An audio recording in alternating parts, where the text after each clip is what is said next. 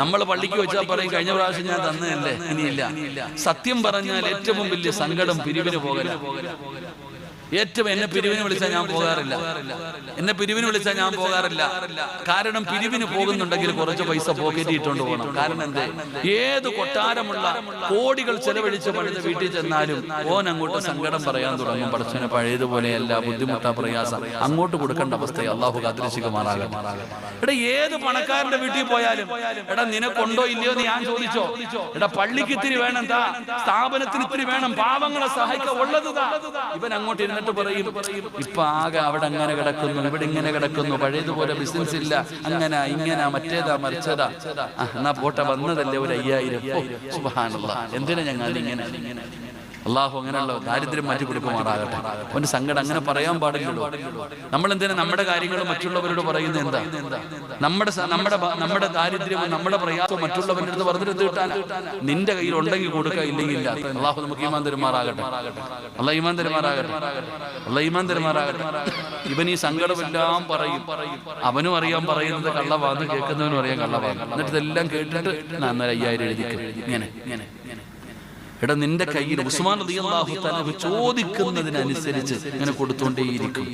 കാരണം എന്തേ, ഉസ്മാൻ തങ്ങൾക്കറിയാം കൊടുക്കും തോറും അല്ലാഹു വർദ്ധിപ്പിച്ചു തരും, അതാണ് സദഖ. കൊടുക്കും തോറും അല്ലാഹു വർദ്ധിപ്പിച്ചു തരും, അതാണ് സദഖ. കൊടുക്കും തോറും നിന്റെ വീട്ടിലൊരു കിണറുണ്ട്, നിന്റെ വീട്ടിൽ കിണറുണ്ട്, നീ അതങ്ങ് അടച്ചു വെച്ചു. ഒരു മാസം വെള്ളം കോരണ്ട. വെള്ളം കൂടുവോ? കൂടത്തില്ല. ഒരു കൊല്ലം നീ കിണർ വെള്ളം കോരാൻ അടച്ചിട്ടു, അവിടെ തന്നെ കിടക്കും. അങ്ങനെ വെള്ളം ഒരിക്കലും കൂടില്ല. പക്ഷെ കൂരുന്നതിനനുസരിച്ച് അള്ളാഹു കൂട്ടിത്തരും, അതാ വെള്ളം. കൊടുക്കുന്നതിനനുസരിച്ച് അള്ളാഹു വാരിക്കൂരി. ഇന്ന് വരെ ഒരാളും സദഖ കൊടുത്തിട്ട് ദരിദ്രനായിട്ടില്ല. ഇരിക്കുന്ന പെണ്ണുങ്ങളൊക്കെ കോടീശ്വരിമാര്.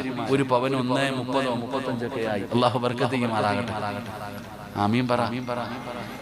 പണ്ട് നമ്മുടെ പുറകെ നടക്കുമായിരുന്നു, കാക്കച്ചി ഒന്ന് റീചാർജ് ചെയ്താകാക്ക, ഒരു ചുരിദാർ വാങ്ങിത്താകാക്ക. ഇപ്പോഴോ ആമിന ഒരു മോതിരം തരുമോന്ന് അങ്ങോട്ടേക്കുള്ള അവസ്ഥ. ഇപ്പൊ കോടീശ്വരിമാർ അവരാ. എത്ര ലക്ഷത്തിന്റെ സ്വർണമുണ്ടെന്ന് ചോദിച്ചാൽ അവർക്ക് തന്നെ അറിയില്ല. പോയി എവിടെ പോകുമെന്ന് അറിയില്ല. പടച്ചോനെ ഇപ്പൊ ഇങ്ങനെ പോവാ. സുബ്ഹാനല്ലാഹ്, സ്വർണത്തിന്റെ വളർച്ച കാണുമ്പോ വല്ലാത്ത അത്ഭുതം. വളർന്നു പോകട്ടെ, എവിടെ വരെ പോവോ നോക്കാം. എവിടെ വരെ പോവോ നോക്കാം. കള്ളന്മാരും അതനുസരിച്ച് ഇപ്പൊ ഇങ്ങനെ നടക്കുന്നുണ്ട്. ഇപ്പൊ വീട്ടിൽ സ്വർണം വെക്കാൻ എല്ലാത്തിനും വല്ല പേടിയാ. പഴയതുപോലൊന്നും ഇല്ല. ഇപ്പൊ സന്തോഷമുണ്ടോ? പഴയ കല്യാണ വീട്ടിൽ പോകുമ്പോഴത്തേക്ക് ചെരുപ്പ് വരെ സ്വർണം ഇട്ടിട്ടുണ്ടായിരുന്നു അല്ലേ? പണ്ടിന് കല്യാണത്തിന് പോകുമ്പോൾ പെണ്ണുങ്ങളുടെ സ്വർണം പ്രദർശനം അങ്ങനെ ആയിരുന്നു. ഇപ്പൊ ഇല്ല. അൽഹംദുലില്ലാഹ്, സമാധാനമുണ്ട്. ഇപ്പൊ കുറെയൊക്കെ കുറഞ്ഞു കിട്ടിയിട്ടുണ്ട്. ആഡംബരമൊക്കെ കുറച്ചുകൂടെ മാറാനുണ്ട്. അല്ലാഹു നന്നാക്കുമാറാകട്ടെ. എവിടെ പോവാനാ? ഓൻ തോടി എവിടെ വരെ ഓടാനാ? എടാ നീയൊക്കെ താഴെ വരും. ഞാൻ അങ്ങനെ തന്നെ പറയും.